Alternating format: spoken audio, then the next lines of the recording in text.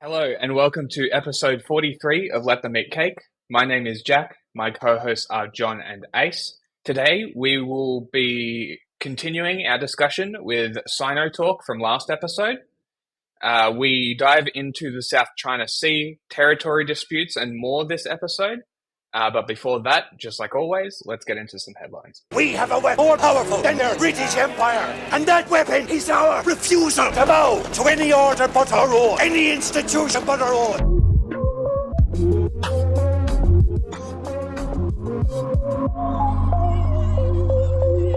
So my first story is going to be about the Islamic regime in Iran has carried out another 4 executions of Kurdish men. They've been accused of being involved in a terroristic plot with the Israeli intelligence agency Mossad, according to the regime's state media on the morning of January 29th. The accusation levied included an apparent plot to target a factory belonging to the regime's defense ministry. Mossad apparently trained these 4 men. Mohammed Farah Marzi, Mohsen Mazloum, Vafa Azarbar, and Pijman Fatahi. These 4 men were all Iranian Kurds, and the Islamic regime has a habit of killing Kurds and blaming Mossad. The accusations also include that they were trained in an African nation before returning to Iran itself. Now, this isn't out of the ordinary for the regime, as I mentioned before. They've also recently carried out the executions of 3 men and 1 woman last month for a similar, if not exactly the same charge, with a number executed this year alone apparently hitting 65, potentially more. The director of the Iranian NGO, Iran Human Rights, commented that confessions were acquired under duress and thus likely coerced false confessions. Also commenting that the global community should show a practical response to the relentless and daily executions by the Islamic Republic. This is unfortunately just more of the same for people under the Islamic regime, a regime that Amnesty International and other human rights groups claim execute more people than any other nation on earth besides China. There's no point really softening. They're literally slightly more humane Daesh. Yeah. At least they're hanging them and not crucifying them. True. That's how you can end it. That interjection from me. Okay, that'll be work. So for the second story, I'm going to be covering the use of AI to harass women. The first one that I'm going to be covering briefly is the Taylor Swift controversy that went around where AI images were circulated that were made from a Microsoft program that is not meant to simulate nudity in its algorithm, yet they used certain key terms to simulate a sort of nudity and then spread it among Twitter, which is an important point because the next one is also being circulated on Twitter, but also that Twitter can choose to stop these things because they banned searching Taylor Swift, period. So this is just more evidence that Elon Musk is allowing neo-Nazis, anti-Semites, just general pieces of shit, people who apologize for the Assad regime, those sort of people just exist on Twitter, but they can easily ban this in a couple of days. So the second part of this is the polar opposite.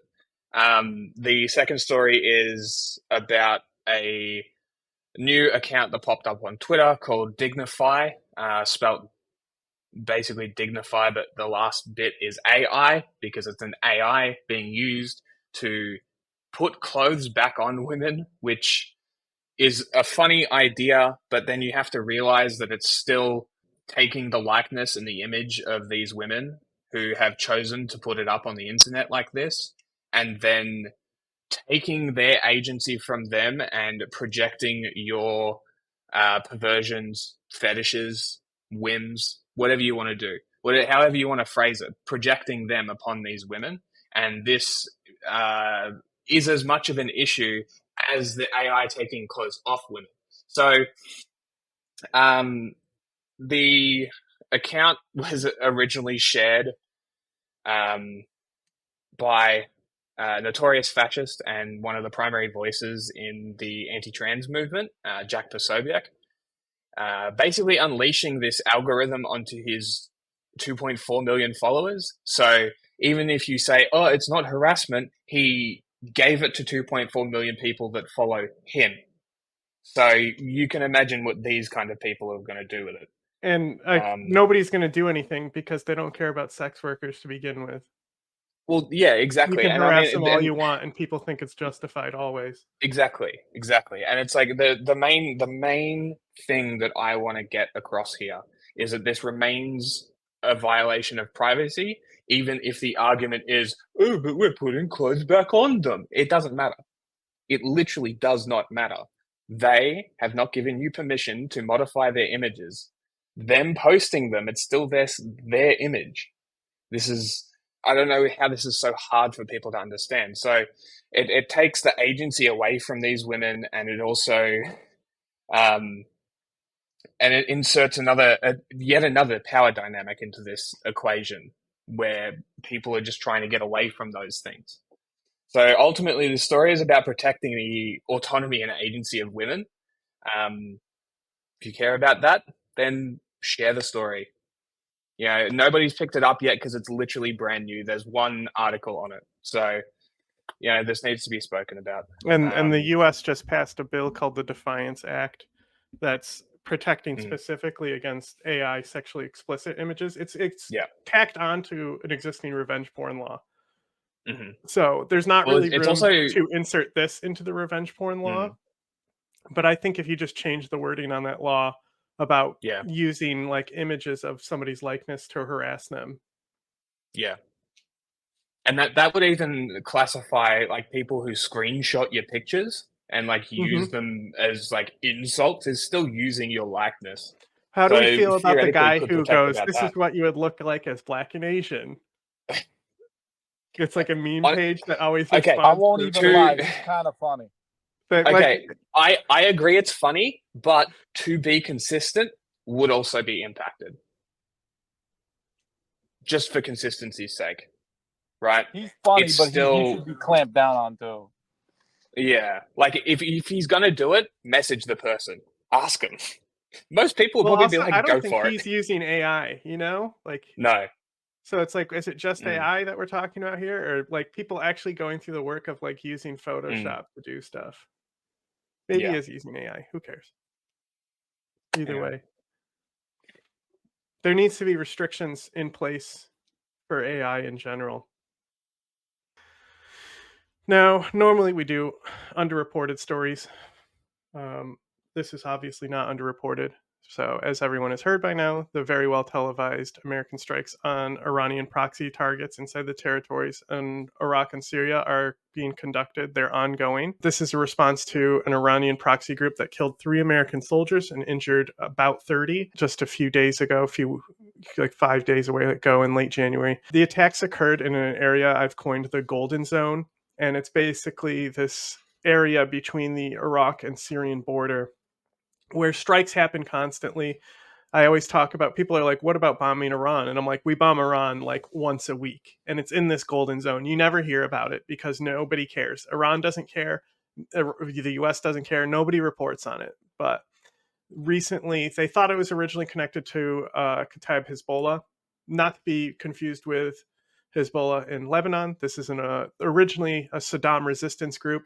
They've gained increasingly unpopular. I believe they're the group that you see in the Mosul Netflix movie when they say, we don't like those guys over there. I think that's supposed to be them. But anyway, this is a different group that uses the name Hezbollah who conducted the strikes. They're also called the 12th Brigade, to simplify it. And the U.S. code is HHN. So that's believed to be the group who conducted the strikes. We don't know for sure, but they came out of Syria and they hit American targets in Jordan. If you actually look at a map, we don't normally screen share, but let me pull up a map because it's relevant to where the base was hit.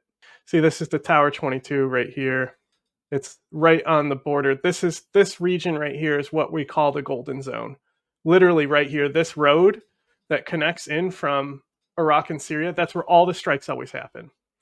So that said, there's no evidence that the group actually knew it was inside Jordan making these attacks. The base is close enough to the border, and that's an interesting part of it as well, which I'll get into a little bit more. But it's a relative free for all zone, and basically all parties are aware of this agreement. America really only will respond if soldiers get killed. The only reason that this drone strike was successful on this American base is that an American drone was conducting an operation and returning. So they thought the drone that was incoming, that was on the attack, was that drone returning. So they didn't use their phalanx countermeasure on it, which is a big machine gun that you'll see it shoots a bunch of bullets in the air. You see them on ships a lot. There's a famous video where it targets like a civilian airliner and they're going, no, no. And it's like letting the intrusive thoughts in. And the rounds explode in the air so that way they don't fall down and injure people. It's a very interesting defensive weapon. They use them on embassies and stuff. So there have been about 160 strikes in 4 months. And only about 10% of those have caused retaliation from Americans. So it's unclear whether the proxies that did this are directly controlled by Iran. You'll see this all the time where people say, oh, they said Iran did it. They said Iran did it. With Hamas, they do it with October 7th. There was, neocons saying we have to go to war with Iran because they're behind October 7th. There's no evidence that Iran was like, hey, bomb this base in Jordan. If anything, Iran would have told them no. This also might have been a retaliation for a strike inside the Golden Zone that killed a Iraqi Hezbollah, Kataib Hezbollah leader. We're not sure, though, because these strikes just happen all the time. Can I just interject here for a second? Yeah, go ahead. On a couple things. So the first thing you mentioned that a lot of people like to directly blame Iran for these things. A thing that's important to note, a lot of the groups we're talking about in these situations have existed before they kind of came under Iranian control, and there's still a level of autonomy in their actions. So a lot of interrupt, this one that supposedly did the strikes started with the Syrian civil war, but that's not really exactly relevant to what Ace is saying at all. Yeah. And so it's kind of, that's one thing. A lot of these groups retain their relative autonomy to kind of do what they want. Things aren't as always connected as people think. A lot of these proxies, I mean, like, just think about how hard it would be to if they had to coordinate, like, we're talking, they've done over maybe like 300 strikes on American targets at that point. Imagine if they need to ask Iran every time they did a strike. That's just not, that doesn't make sense. Like, if you're at work, do you ask your boss every time before you do something? No, you just got to do it sometimes. And then the other thing I wanted to bring up is this happening in Jordan. Are you getting to that, or do you want? Yeah. Okay. But if you want to add stuff, I'll add on to what you have to say. Yeah, basically, I mean, a lot of people are shocked because Jordan did participate in the retaliation strikes against these groups, and a lot of people found that to be odd. In reality, it is not that odd. They've been doing it for years, but within the last maybe 2 months alone, Jordan has carried out maybe 2 or 3 strikes against drug smuggling groups within Syria, and they carried out these strikes. Granted, they were meant to target drug smuggling groups in Syria, but in reality, they ended up targeting civilians, as happens quite often. But yeah, so this isn't something that's not very shocking for Jordan to be involved in something like that, given they're already doing it. The second aspect of this is a lot of people are worried. Every time something comes up with Iran, people are worried about it possibly escalating. I think people need to realize, and we've talked about this in our stream about the Houthis, is that when it comes down to the U.S. and Iran's proxies, it's really just a tit for tat. Nothing ever seems to escalate beyond a certain point. It's like, you hit me, I hit you, you hit me, I hit you. And that's all that ever really comes out of it. It's never more than that. Yeah, and that's basically what I was going to get into next, is that the underreported and odd part of the story is that Jordan participated in the strikes, only the strikes inside Syria, though, not Iraq. And initially, Jordan even denied that the strikes happened inside their borders because they're reporting to their own people, right? They told their own people we weren't attacked because they don't want to seem weak to their own people.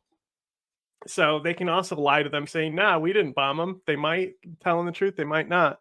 But yeah, like I said, this whole warmongering that we need to bomb Iran, we need to strike inside Iran. I'm a firm believer that the U.S. does bomb Iran. It's just when they do, it's very covert. Iran doesn't report on it because they don't want to look weak, and the U.S. doesn't report on it because they don't want the fallout from it. But there's reason to believe, not in this series of strikes because there's going to be too many eyes on it. There's reason to believe that a lot of people were criticizing how telegraphed these strikes were, right? Like, why warn them 4 days in advance that we're about to bomb them? Well, maybe these groups are either going to stay in place, right? But another thing is that they're going to start moving around munitions from places we're aware about into more hidden places, and it's like watching the mouse go back to the hole, right? If you just catch one mouse, you're not going to stop the mouse hole. You have to follow the mouse back to the hole. My second story, Ace especially has reported on this, but the coups in West Africa between Mali, Burkina Faso, and Niger, simultaneously, all three televised that they were leaving ECOWAS. ECOWAS is the Economic Community of West African States. It was founded in the 70s to protect democracy and stuff. Lately, it's seen as just an extension of Nigeria's control over West Africa. These three nations, they recently formed like a military protection style, Article 5 style mutual defense pact, which everyone should know that Article 5 is the NATO thing where if somebody gets attacked, they all come to the defense.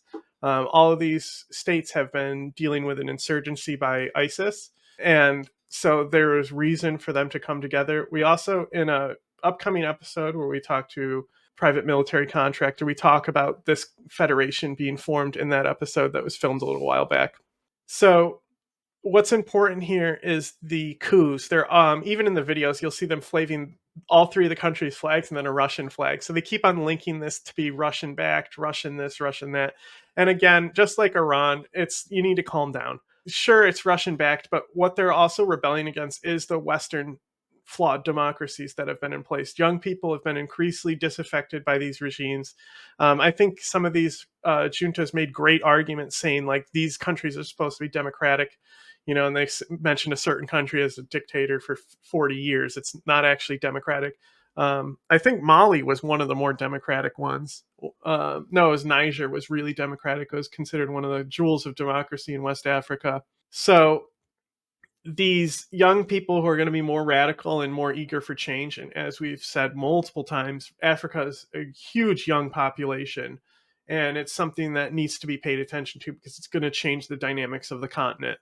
And that's what we're seeing here is the young people are in favor of these hardline, populist, strongmen military dictatorships. And this year, 2024, is going to be the year that democracy dies. There's more elections, more people voting than ever before, and we have only given way to authoritarian regime. And to tie into this, the EU just did a 54 billion aid package to Ukraine. Orban didn't want to do it, as we know, and then he was basically beaten into submission. There's a funny picture of him basically crying at the table when they finalized this. And I think this is important to point out because it's been half a year. Ukraine's running out of munitions. America was supposed to supply this a long time ago. Why aren't they? All because they want to make the Biden economy and all that shit look bad. Trump has straight out said he hopes the economy collapses to get himself elected. He stopped a border bill because he thinks he'll make himself get elected. This is not what America should be doing. Like, people need to wake the fuck up and realize that the EU is now showing to be more democratic and functioning better than the American Union. It's an embarrassment. Like, you should be ashamed as an American citizen at the state of your fucking democracy. It's outrageous. The fact that somebody, literally, if Donald Trump goes to prison, he's going to be like a mafia boss running the mafia. The fact that a criminal who is not in power, is not elected, has more influence over our Congress right now than the president of the United States. Like, QAnon is almost right that Donald Trump is still the real president. It's fucking ridiculous. Wake up, start getting involved, and like make a difference here, because it is the year where it matters more than anything else. You'll see it all the time, especially communists will say, they always want to say this election is the most important election. First of all, that's never been a thing. They didn't say it about Gore. They didn't say it about Romney. It's never been a thing. It specifically happened when Donald Trump ran for president. Okay? So shut up. Now, on to more democracy. El Salvador is having elections. I think this is very interesting because Bukele, the self styled world's coolest dictator, is likely going to win. There is not like, as far as I've seen, there's not like super like repression on opposition parties and things like that. He's so popular as a dictator, a self styled dictator, that he's actually going to be the first dictator to win by like 85%. You know, they always pretend to do that. And when you talk to people on the street, they're just talking about how they don't care about the democracy as much as they care for their own safety, because not necessarily the most democratic way or human rights way of cracking down, but he did mass incarcerations. It's not exactly ethical. So we don't know how many people in these incarcerations are innocent and now in with some of the, because El Salvador is notorious for how dangerous the criminals are there. So I guess you could say that's one place where democracy will function, even though it's to keep a dictator in. Also, just a side note, the Philippines, we might want to keep an eye on that because Duterte's party and the Bong Bong Juniors right there, they kind of like broke their alliance. I don't know over what, probably China or some shit. Argentina, everyone has been watching this saying that it's going to be a fascist takeover. There's been a lot of protest here, and people are like, oh, it's protest against Milei.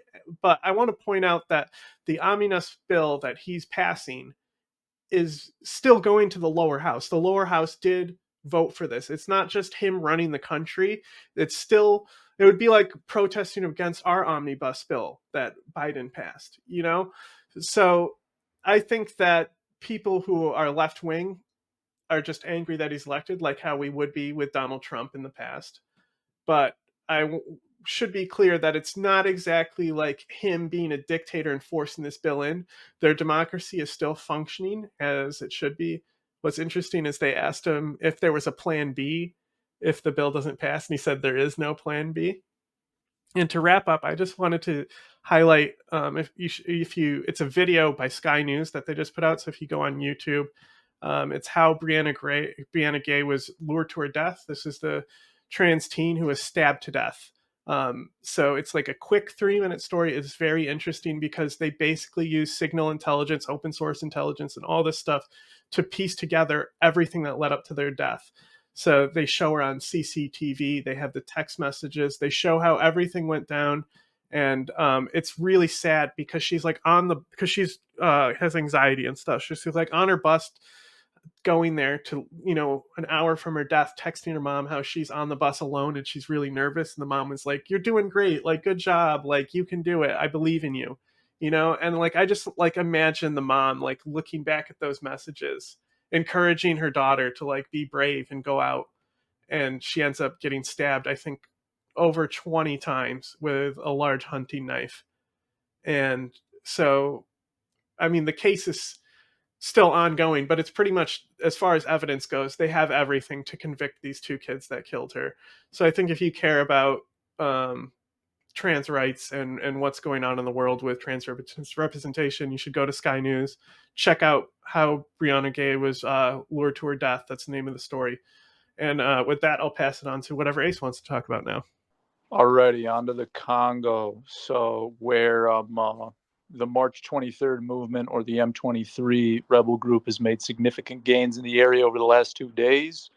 The group has seized the villages of Shasha. I'm going to butcher some of these names if I'm being honest, but Shasha, Bueramana, Katuva, and the hill areas of Murmur, and Naginwe, all of which are in the North Kivu province, which we have discussed before. This has caused a large-scale displacement of the population in these areas, and this has cut off the regional capital of Goma from the rest of the DRC. So since there's some other updates I want to get into. That's just what happened over the last 2 days. But since January 23rd, a lot of fighting has taken place between the Congolese military, the M23, and militias affiliated with the Congolese military in the town of Maweso in the North Kivu province. This has led to the killing of 20 civilians, including children, due to bombs and artillery fire. Both the Congolese army and the M23 accuse the other of being responsible for the bombing. Again, we don't really know who did it, but they're going to trade accusations. for the time being. Last night, a bomb landed just outside the regional capital of Goma, killing one person. This bomb, while not confirmed, was most likely launched by M23. And then the M23, this has been going on for a while. Obviously, the M23 conflict and the conflict in North Kivu is very old. But if we're talking recently, the M23 have been making significant gains towards the provincial capital of Goma since October. And in the process, they've been basically cutting off Goma from the rest of the DRC. They've finally done it now with the taking of the 3 villages mentioned and the hill areas. So basically, this area is cut off. This is also coming amidst the UN mission in the DRC known as MONUSCO, planning to pull out of the country entirely by the end of 2024, and amidst a highly controversial, contested, shitty, whatever you want to call it, election in the country, which saw Felix Tshisekedi, the current president, retain his seat amidst a lot of protests and a lot of people saying he won it unfairly. And if you want to learn more about the March 23rd movement, M23, whatever you want to call them, you can go back to our episode with Antoine Brimball of Modern Insurgent. But to basically give you a little summary, because I like doing this, is that basically it kind of formed in 2009 when former Tutsi rebel groups known as the National Congress for the Defense of the Peoples integrated the Congolese armed forces. And then it began sprouting up in 2012 when the M23 basically accused the government of the DRC of enabling deteriorating conditions and not upholding previously signed peace treaties, which led to the M23 rebellion, which lasted between 2012 and 2013. And that conflict killed about 7,000 people and left 140,000 displaced. To go back even further, a lot of Rwandan rebel groups, such as the Banyamulenge and the Rally for Congolese Democracy, these Rwandan-backed groups went into the Congo to hunt down perpetrators of the Rwandan genocide, such as the Interahamwe and the Hutu Power Movement. But in the process, of course, that's not really how it went down.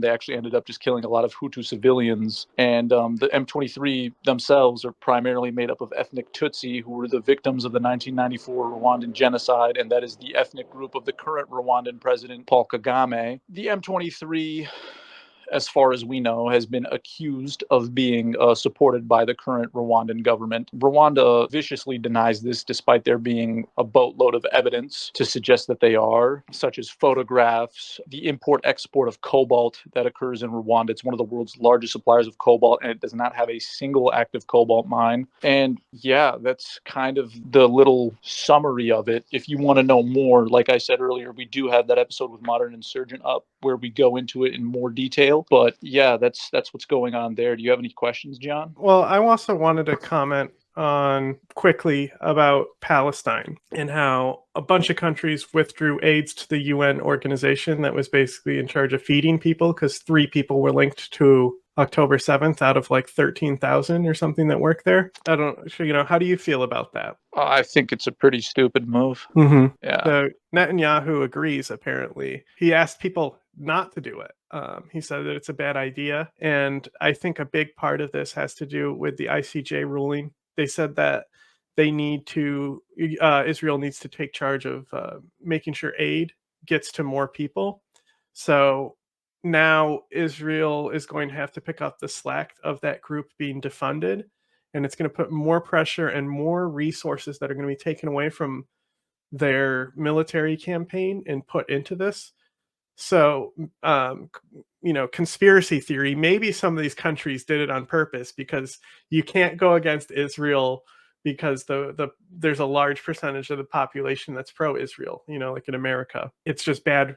People give AOC shit, and she's like in New York, where there's a lot of people who support Israel. Like, she has to preserve her own thing, and she's not going to straight out call it a genocide. But this might be kind of a subtle way of them to put pressure on Netanyahu to end it, because if they're pulling funding for this organization and he has to step up the funding, then he doesn't have to fund them if he stops bombing them, basically. That's all. Anything else we want to touch on? I just wanted to say the UN has employed people who worked for the Assad government in Syria, and I believe they've employed a lot of really fucked up rebel commanders in the DRC as well. So a lot of this grandstanding, I almost agree with your conspiracy in that sense, because it seems like too much moral grandstanding to even be true about 3 UN employees who, for all we could have known, have been janitors being involved in the October 7th attack. So that's all I wanted to add to that.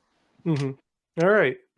So anyway, Okay, here's yeah, here's our episode with Sino Talk, and this was part 1 of 2. You can go back and watch part 1. 2 of 2. This is the first one that Jack finalized the master editing in. So if you have any issues, make sure to direct them at Jack and not me. I did most of the editing, but he finalized it.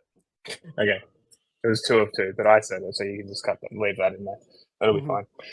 Through the years, America has stood as the world symbol for law and order. Anarchy, well, that was something that was always happening in other countries. Newsworthy, perhaps, but it could never happen here. The policeman on the corner has traditionally been looked upon as a friend, not as the instrument of a tyrant. People in other countries had just reasons to riot against their governments. The nations of the world are dictatorships in one form or another.